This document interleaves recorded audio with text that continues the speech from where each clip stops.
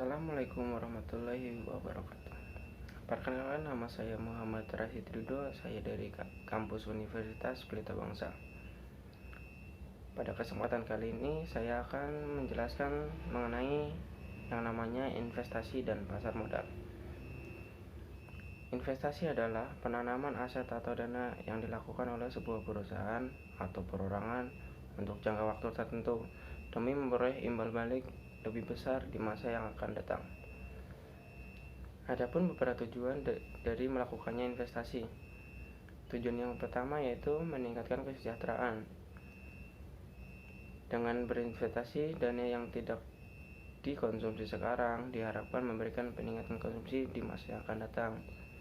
Yang kedua, menghindari resiko penurunan nilai kekayaan atau hak milik karena pengaruh inflasi. Ketiga, ada yang namanya penghematan pajak. Fasilitas penghindaran pajak untuk jenis investasi tertentu.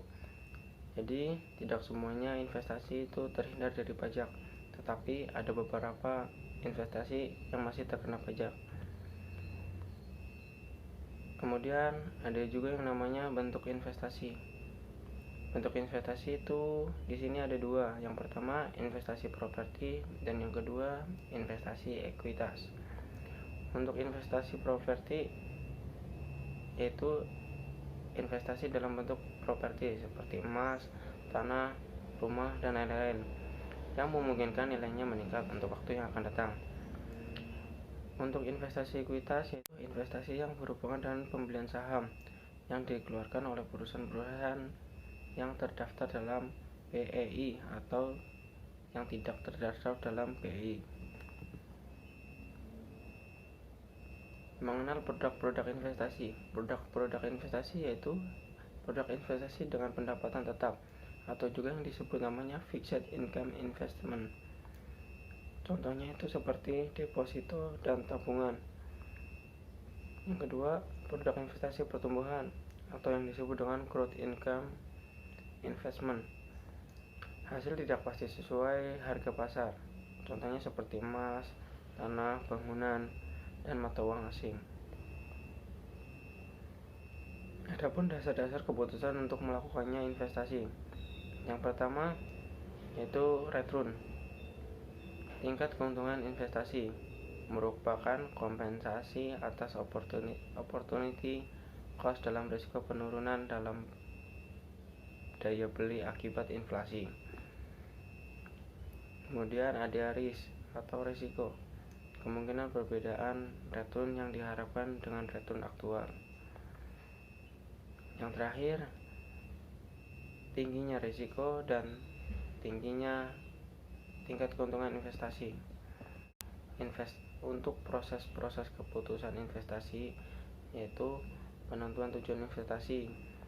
Tujuan ini tergantung kepada investor, misalnya memperoleh penghasilan pada usia pensiun. Kemudian penentuan kebijakan investasi. Penentuan alokasi aset yang akan dijadikan objek investasi, yaitu apakah saham, apakah deposito, apakah bangunan. Pemilihan strategi portofolio, itu strategi portofolio aktif versus strategi portofolio pasif. Jadi untuk melakukan pemilihan portofolionya secara aktif atau secara pasif.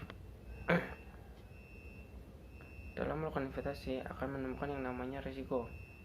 Jadi risiko yang ditimbulkan saat melakukan investasi yaitu turunnya nilai investasi, kesulitan menjual produk investasi, jadi tidak sesuai dengan ekspektasi pasar. Cara-cara untuk mengurangi risiko investasi. Yang pertama, memilih produk investasi dengan risiko yang terkecil. Yang kedua, melakukan investasi pada berbagai produk. Jadi untuk teman-teman semua yang akan melakukan investasi, lakukan pemilihan produk. Jadi jangan terpacu pada satu produk saja. Dan yang ketiga, melakukan pengukuran kinerja pasar modal.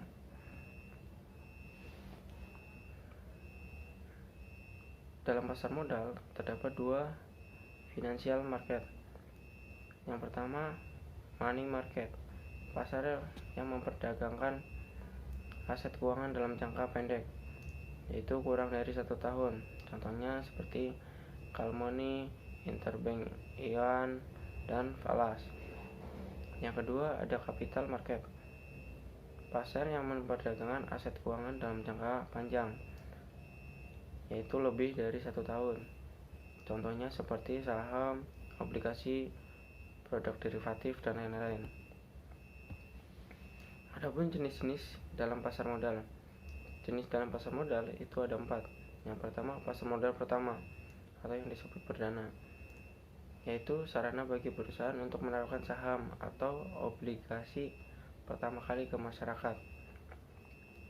Yang kedua, ada pasar modal kedua, yaitu sekunder.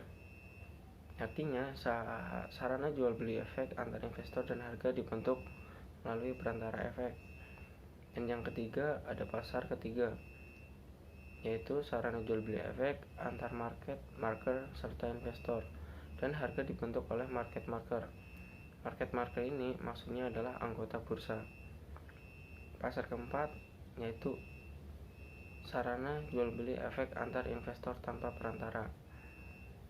Adalah gambaran mengenai investasi pasar modal.